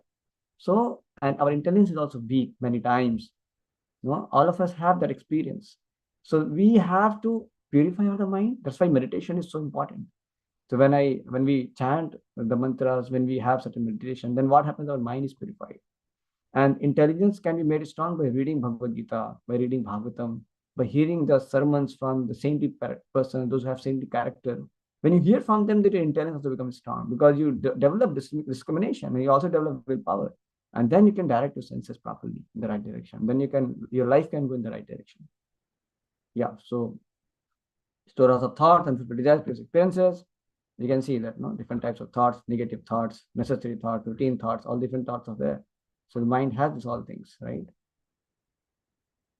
Yeah. See. Unfulfilled desires. Okay, he's talking about details of it. We'll go a little faster now. Yeah. So this is this is called the GIGO principle. Garbage in, garbage out. Good in, good out. So like when you go in Indian trains, when you travel, I'm taking example from India because in India it's very common. So when you go in the trains, you find water in the station, but that is just coming from the ordinary tap. You don't go and take it many times. You don't drink it, right? Many times. Or in the basin, wash basin area, when the water comes from the tap, you don't go for it many times. Why? Because we're not sure. It can affect our body. It can give some infection to us. So we are so concerned about it. But when it comes to the infection of lust, anger, greed, pride, which is coming through so many wrong exposures, social media, what all things it is, exposing us to, what all kinds of varieties of songs are coming, what kind of people we meet, it all has potential infection sometimes, which can pollute our mind, which can affect our mind in a certain way. No person in this world, becomes born drug addict. Nobody in this world born, alcoholic. Nobody gets, this kind of born addictions. No, it's all because of the wrong inputs, wrong association. You put garbage inside your mind, that only will come out. You put good in your mind, good will come out. So you have to really be very cautious to see what way you expose your mind to what other things. We have to be very cautious, and we have to also be guarding with intelligence our mind to really discriminate what is good for me, what is not good for me. Right? That is then if we have this kind of way of living, then we can actually save lots of our time, from so much of distractions, and we can have a very constructive and focused life where we can achieve so much good for ourselves and for many more, like that. So it's very important for us to actually see what kinds of books we read, because these are the scripts we get from them. What kinds of movies we see, what kinds of music we listen, what kinds of friends we keep. From there we get our scripts, right? So like what you are now, it all depends upon what you have taken different things from different sources. That's what you are now. Like I'm speaking this knowledge of Bhagavad Gita. From where I have got this? Because I have been reading Bhagavad Gita since many years. I've been practicing a spiritual life since many years. And if you see my lifestyle, I get up in the morning around 4 o'clock. I sleep around like 9, 10 in the night. And I have my schedules made where I follow certain discipline. I have certain time for reading Bhagavad Gita or Srimad Bhagavatam or Chaitanya Charitamrita. I have certain time in the morning where I chant my rounds. I chant Hare Krishna Mahamantra in a regular fashion, almost like 1.5 to 2 hours every day. And then I have certain services, certain worship, certain seminars I have to give. So I'm having all these exposures, which is very, very positive. And that's how I can bring out something positive for all of you to serve you all. If I had not been practicing like that, I would have been not able to speak the way what I'm trying to serve you all, right? So Gigo, what you give in, what kind of association you take, similarly you become, like that it is. Yes. So yeah, garbage in, garbage. So okay, so change conditioning by changing scripts written in your minds, then you can change. So strengthen your intelligence by studying Gita. That's what it says. Gita daily. When you do that, then you can strengthen your intelligence also. So burn away bad habits of mind through mantra meditation. So mantra means manastrati mantra. What that which can deliver your mind from all the negativities, called mantra. So we chant Hare Krishna, Krishna Krishna, Hare Hare, Hare Rama, Rama Rama, Hare Hare. So we will discuss about how the Hare Krishna Mahamantra has been scientifically proven chant, which can actually help you get rid of all your negativities and can awaken you with a lot of positive spiritual energy and awaken your love for God. It is scientifically proven also. There are a lot of research has been done on this. And also we will see from the scriptures talking about the chanting of Hare Krishna Mahamantra is helpful, is the most powerful, efficient way to awaken your love for God and get rid of all negativities and have a very wonderful, overall blossomed life. So we will see that in future sessions it is going to come.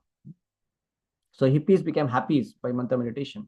Many hippies in US West, when Srila Prabhupada came from India, he gave this holy name, Hare Krishna Mahamantra. And many hippies, they were into drugs, they were into varieties of stuff like illicit sex and all, intoxication, and they would be killing animals and everything.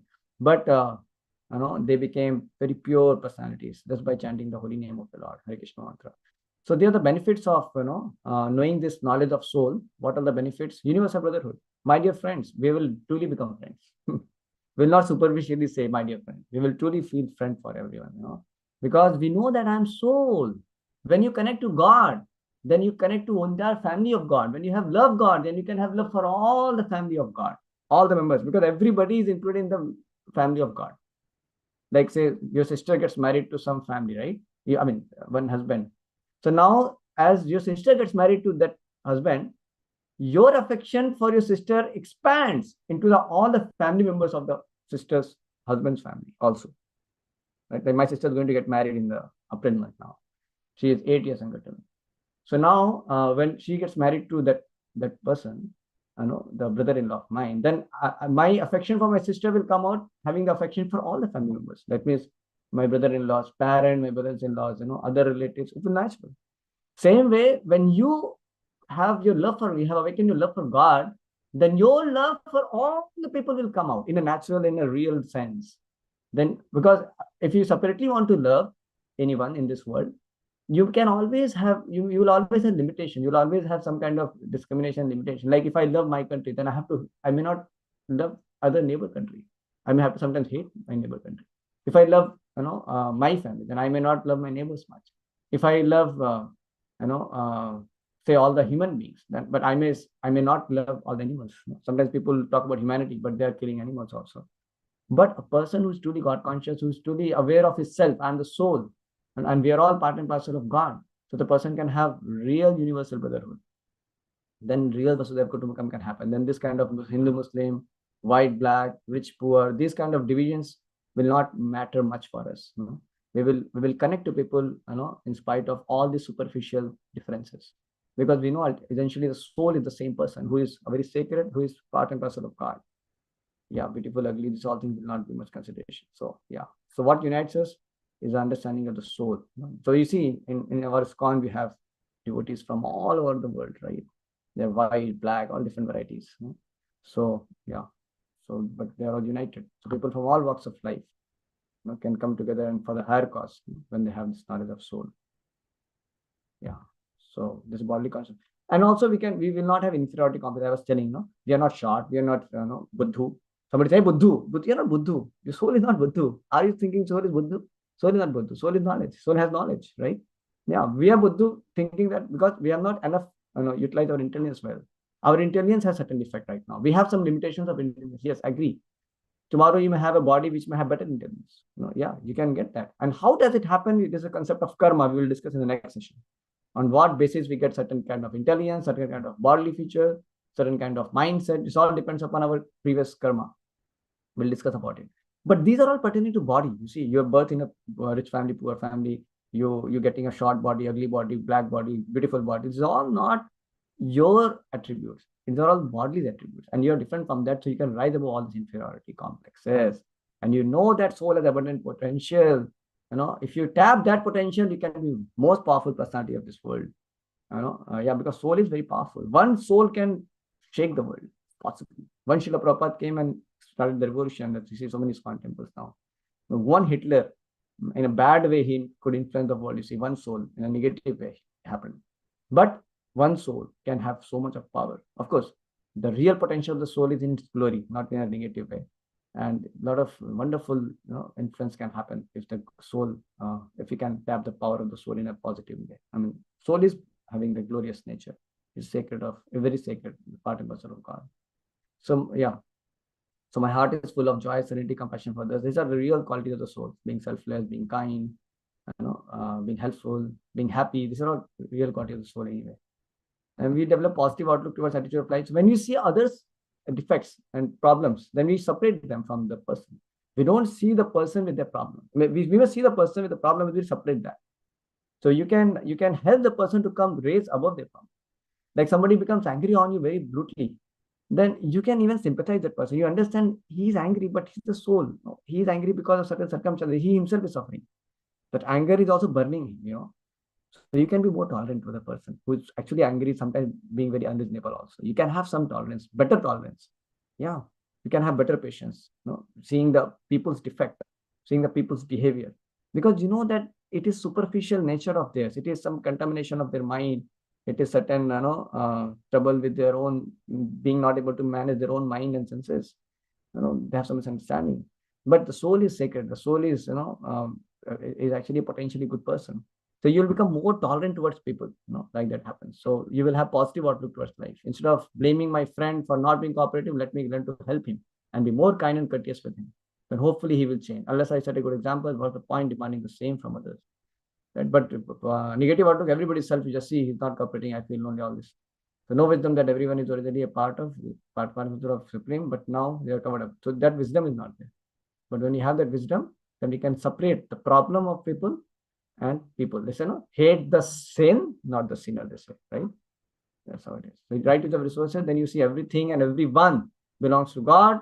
So let me connect to everyone in the mood to serve the God, help everyone in their service to God, and use everything, all resources in right purpose of serving God, not exploiting anything. Because everything belongs to God's property. That is also one very great advantage. All this problem of poverty and sometimes people have exploitative nature. These all things will go away then. Yeah, because then everybody will be willing to just extend and give and share and help everyone to very nicely and happily be part of this nice family of God and help each other, encourage each other in loving and serving God. This is how one can have wonderful life. So it's a nice poem. Can somebody quickly read one line you can read, and then that's the end of this session. Yes, please. I'm very over time, but please can read this. Yes, go ahead. One by one. Okay, I'll take the name. Sanya can read the first line. I'm just going in sequence whatever comes here. Yeah. I am a tiny jiva, the ultimate God.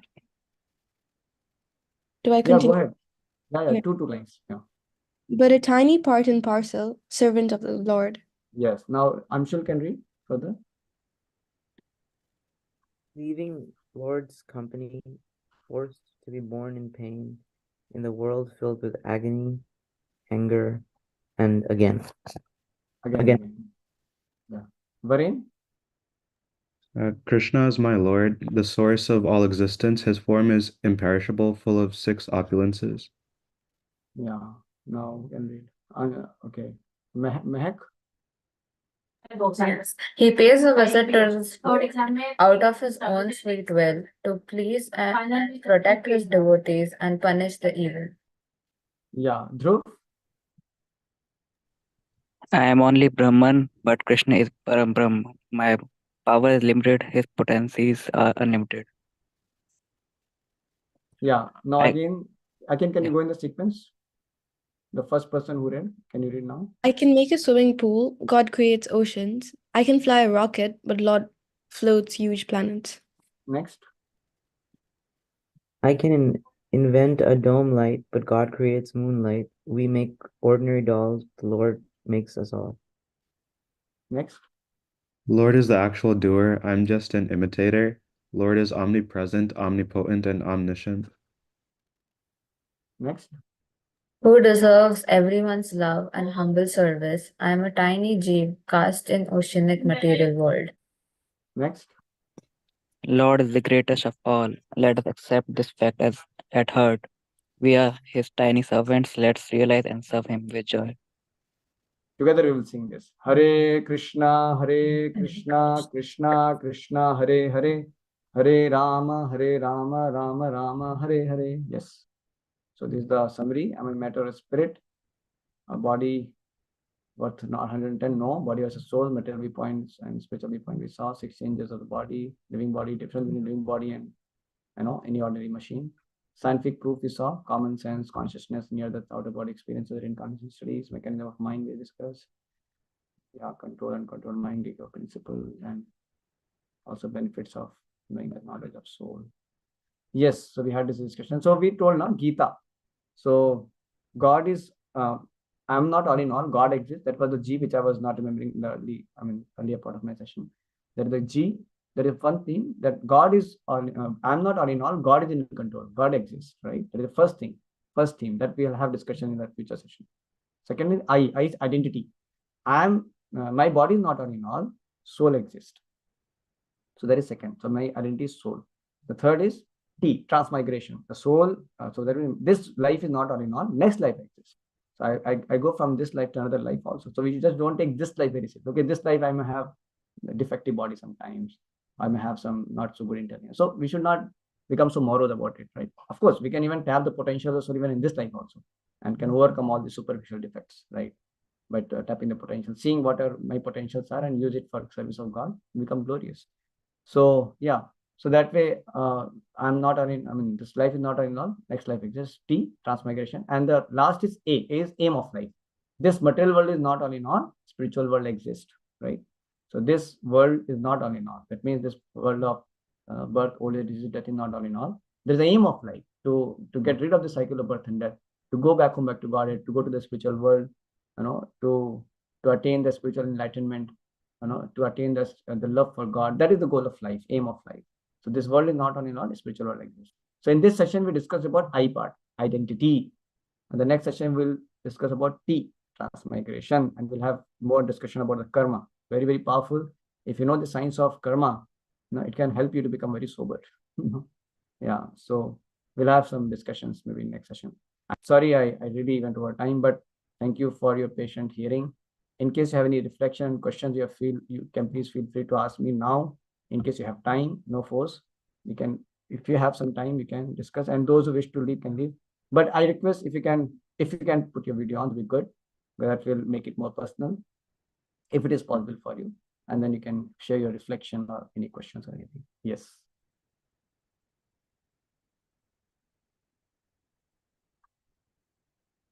Yes, please.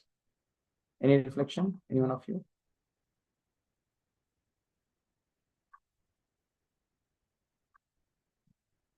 Thank you. It was a very wonderful session. Thank you. Hare Krishna. Yes. Thank you. Yes, any other reflection, any other point? Yes. I also wanted to say thank you and Hare Krishna. Oh, good. Okay. What about you, Sanya? You have some reflection? I have a question. Yes. So like you said that we shouldn't like hurt other people, or like everybody deserves to live, right? Including animals. So like, okay, before I came to the US, I was not eating non-veg, but ever since I came here, like I don't have like options. So like, cause of no choice, I started eating chicken. So do you think that's a bad thing? What do you think? What are your thoughts on it? Like, it's confusing because like I'm only eating it. It's not like I like it, but I'm eating it because I don't know what else to eat. But Okay. like also I'm still eating it, which is still like, I don't know. Okay, I'll ask you a simple question. Mhm. Let's say you're walking the you're going with a vehicle in the street, right?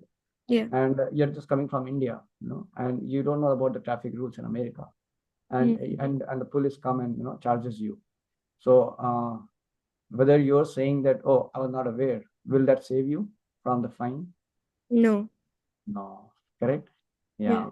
So sometimes you may be innocent, but our ignorance, we have to pay price for it. But I mean, for our ignorance, we may be innocently ignorant about certain things, right? Like you said that you may not be aware. I mean, you may not be liking it or something. You may be innocent in your situation because you're just eating because things are not so easily available. That is what is more easily available. I may take it. Yeah. That's okay. That is called, that is like innocence. You're not having any malice attitude or any kind of bad intentions to hurt anyone or harm anyone. But we have to also understand, beyond being innocently ignorant, also we have to rise above the platform of ignorance, and being more conscious of, even innocently I may do something which may be hurting someone, or it may be facilitating someone's harm. So that also we have to refrain ourselves from. Let's say in my room, I keep alarm clock every morning at 3 a.m. Yeah. My roommates are sleeping. Yeah. And they are supposed, they actually sleep around 11 o'clock, 10 o'clock, like that. And they want to sleep till 4. But I sleep like, say, 8 o'clock, 9 o'clock. And I keep pop, big alarm, and that disturbs everyone. And say everybody doesn't say, because all of them are very refined human beings, the devotees of the Lord. They don't speak also. But they every day they find a disturbance. So now I may be innocent. I may not even recognize, but it's my responsibility to not being innocent, not being ignorantly innocent, but being a bit aware, observe for what's happening. Because of my doing that, every day there's people getting disturbed. If I can be a little more aware, then I can actually, I can be actually more cause of, spreading the comfort and happiness and peace for others, right? So we have to become the agent of peace and happiness for others, like that. So even knowingly or unknowingly, also we don't wish to be cause of troubles for others. Of course, in this world, even though you don't want, sometimes you may be the cause. Like you may walk, some ants may come in under your feet. There may be sometimes situation like that. But that is something which is really sometimes not in your control sometimes. Like, but yeah, still you can. Like, say you are walking, you can be careful. As in you become aware, you can be careful. Some ants are rolling, then I mean going here and there. Then you may be more cautious of seeing, oh, there are a lot of ants in the room. So when you walk away from the room, then you be more conscious, right? Yeah, you not just don't recognize their existence. No, you will try your best, like that. So same way in your situation, also you should always think what best I could do. What could be the best thing I could do by which I don't become the cause of hurt or facilitating someone's killing or someone's something bad happening bad to them. So we always have to think deeply in our own life, and that's how wherever we are, we have to improve. We have to gradually, come to the higher standard. We have to become more and more evolved, like that. So we have to take our baby steps, to gradually move forward towards becoming more and more harmless person and more agents of peace and happiness for others. So does that mean that even if you make some mistake, like unknowingly you hurt someone, you'll still like be punished for that? Yes. Yeah, but when you know and you do, that is more punishment for that. Okay. Yeah, like a child does some mistake, right? He may get some punishment, but if an adult does it, like a child steals, he may get a slap from his mother or father, or his teacher. He will get 2, 3, 4 slaps. He will get that will be done. But if a elder fellow slap, steals, what will happen to him? But aren't we God's children? So won't he forgive us? No, listen, understand this point. But if an adult who knows it well that stealing is not good, he has a crookedness, correct? Yeah. When he is stealing, then what happens to him? He'll get punished for that. He will no. Punishment was for the child also. Oh. That was a punishment. Yeah. But for the elderly fellow, he will be, what will be his punishment? He'll be jailed maybe. Yeah, child will not put to the jail, right? But he will be put to the jail also, correct? And there will be severe punishment, much more severe, because he knows. And what to speak of those who are upholders of the virtues, like police. Yeah. Now the police steals, then what will happen? He'll be jailed, yeah. More punishment, not even jail, much more punishment will be there. Yeah. You're getting? Yes. Yeah. So punishment may vary, but we are actually, we are actually, responsible for actions, even though maybe we're innocent also. Because why it is like that? Think about it. We are innocently ignorant, so we are responsible for our ignorance. That means you have ability to not be ignorant. You have that ability. Yeah. Like when you came from India to US, you had that ability to equip yourself with the traffic rules. You did not do your homework. You are ignorant. That is your responsibility. You are responsible for it. Yes, true. So for that purpose, you are supposed to get fined. You are supposed to pay the fine. Yeah, that makes sense.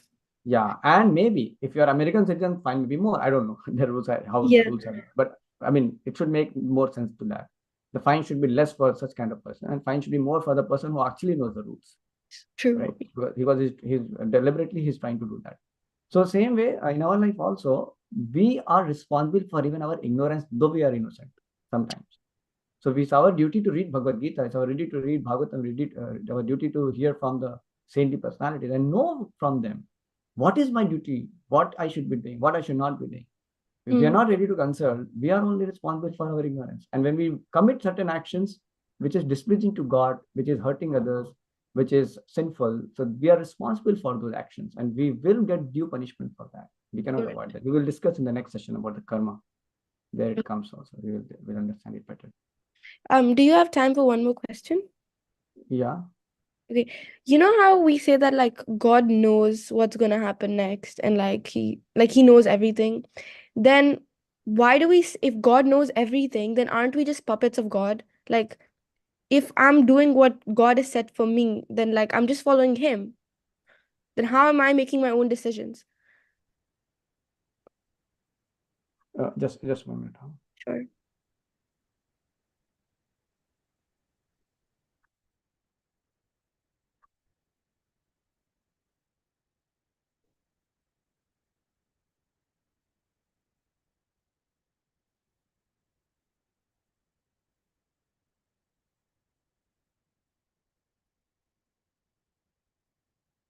Yeah, I'm sorry. I just type one message. Yeah, sorry. Can you please again repeat your question? I'm sorry. Sure.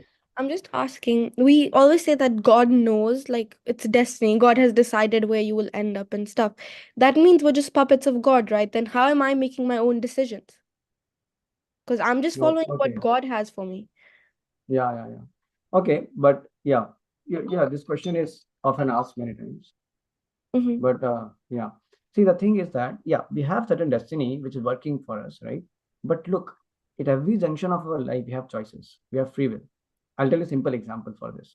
Yeah. Let's say, so okay, let me make a statement also. So what comes to your life, yeah, it depends upon your previous choices and your karma, which brings out certain kind of destiny.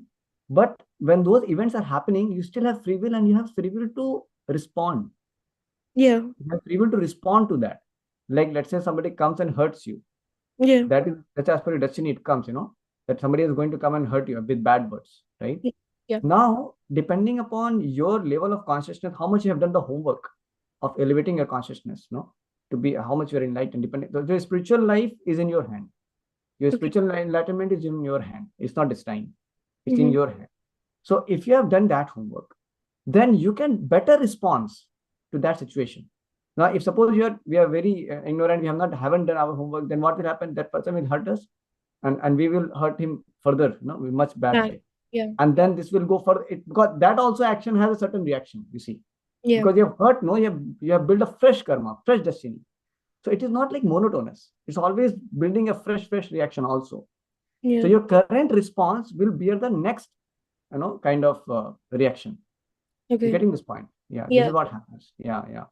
So we are responsible for our responses, for our future, destiny. And the sum total of all that previous plus current response is going to be a further destiny also. So that's our further destiny also. I mean, we have the free will to see how it can be modified. Otherwise, what is the point of having Bhagavad Gita, Srimad Bhagavatam, advices, wisdom? Then why we have to talk about it? If everything is fixed, then we can just go flow. But it doesn't work like that, because you're responsible for our responses. You think about it. In every situation of life, we have our free will to respond. Yes.